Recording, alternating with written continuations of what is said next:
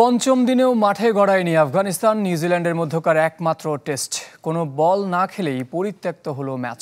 ভারতের নয়ডাতে প্রথমবার মুখোমুখি হওয়ার অপেক্ষায় থাকা দুদল সামিল হলো হতাশার রেকর্ডে। ২৬ বছর পর যা প্রথমবার, আর ১৪৭ বছরের লাল বলের ইতিহাসে এমন ঘটনা অষ্টমবার।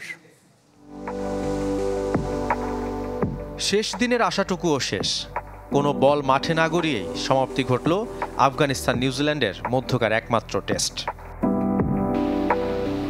১৪৭ বছরের টেস্ট ইতিহাসে অষ্টমবারের মতো কোনো বল না খেলেই শেষ হলো ম্যাচ। উপমহাদেশে যা দ্বিতীয়বার। যদিও ১৯৯৮-এ প্রথমবার ঘন কুয়াশায় পাকিস্তানে হয়নি খেলা। সে বছরই ডানেডিনে ভারত নিউজিল্যান্ড টেস্ট পরিত্যক্ত হয়েছিল। ২৬ বছর পরও সাক্ষী কিউইরা, আর ভারতের নামও জড়িয়ে তাদের মাটিতে খেলা বলে। গ্রেটার নয়ডায় পঞ্চম দিন সকালে বৃষ্টির হানা।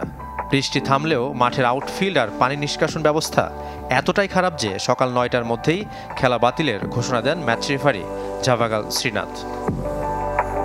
International Standard University, New Dimensions in Education.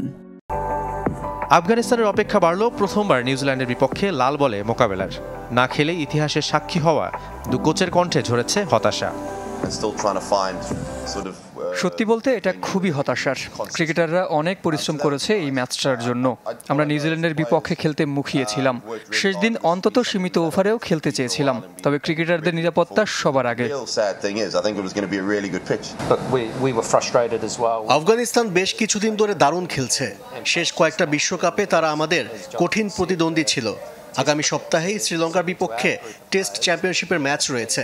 এর আগে আফগানদের বিপক্ষে খেলতে পারলে প্রস্তুতিটা ভালো হতো। তবে এই দায়টা আফগানিস্তানকেই নিতে হবে। আবহাওয়া বিবেচনায় আগেই ভারতীয় ক্রিকেট বোর্ড কানপুর কিংবা বেঙ্গালুরুতে টেস্ট আয়োজনের কথা বলেছিল, কিন্তু যাতায়াতের সুবিধার্থে নয়ডাকেই বেছে নিয়েছে আফগানিস্তান ক্রিকেট অ্যাসোসিয়েশন। যদিও প্রথম দিন থেকেই খেলা শুরু করতে কম চেষ্টা করেনি মাঠ কর্মীরাও।